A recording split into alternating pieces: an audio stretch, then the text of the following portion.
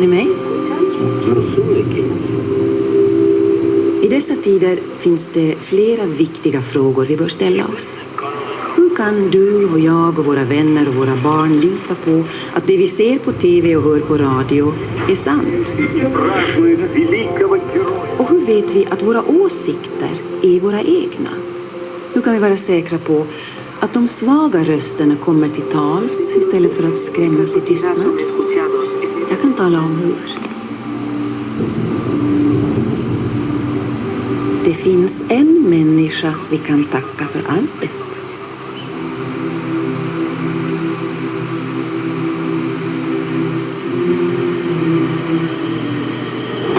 Det är denna människa vi kan tacka för nya perspektiv. Det är denna människa vi kan tacka för att vi har en valmöjlighet. Det är denna människa som ger oss ett alternativ till likriktning och kortsiktighet. Det är denna människa vi kan tacka för att en vanlig dag kan bli en stor dag.